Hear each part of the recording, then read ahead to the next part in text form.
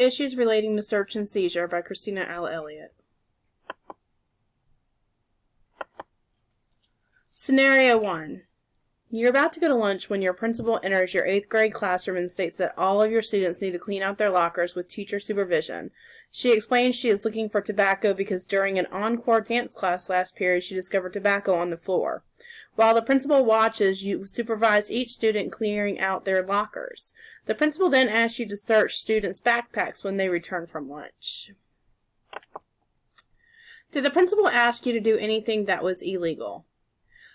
The way she questioned it, I don't believe she asked anything illegal about having them clean out their lockers. The way it was specified to me does not mean that she did anything illegal. However, if there was close supervision from the teacher, such as hovering to seeing what the kids were doing with whatever was in their locker, then that might raise some questions of why the clean out is happening.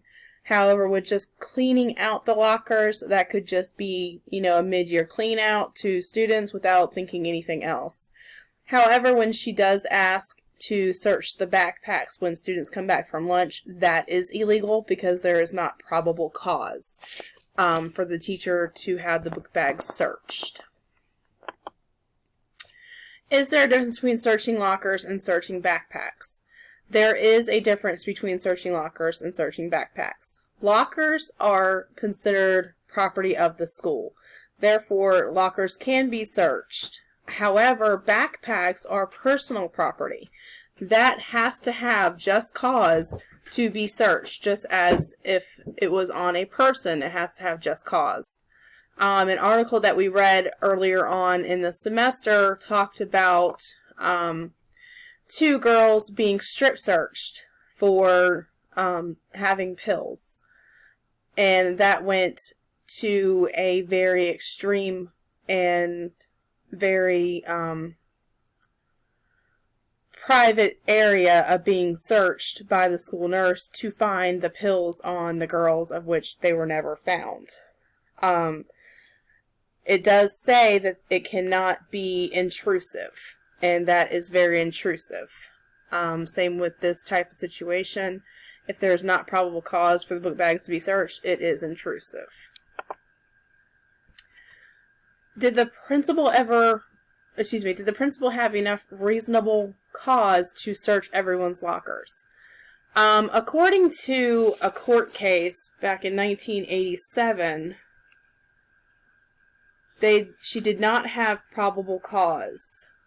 The Burnham versus West court case in 1987 says an odor of marijuana in the hall did not provide reasonable suspicion to search all students' book bags, purses, and pockets.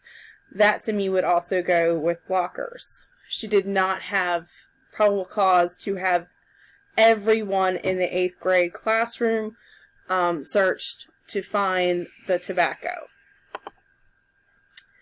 Do you think there's a better way the principal could have handled the situation? Of course, yes, there is a better way. I would probably say 9 out of 10 schools, if not 10 out of 10 schools, have cameras. She could have played back the tapes to find out when it was dropped narrow down the time to see who was in the hallway at the time, because they will be able to decide when the tobacco was dropped, who dropped it, and do a process of elimination. If it was 3 children around that point in time that the tobacco was dropped, that is reasonable to have those 3 children searched, but not the entire 8th grade.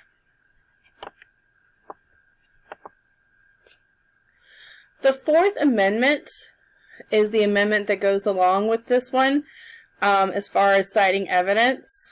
This amendment does say the right of the people to be secure in their persons, houses, papers, and effects against unreasonable searches and seizures shall not be violated, and no warrant shall issue but upon probable cause, supported by oath or affirmation, in particular describing the place to the searched and the persons or things to be seized. Therefore, if there is not probable cause, they cannot legally search them. School is a little bit of a gray area because they do not need warrants, but they do need the probable cause. Thank you.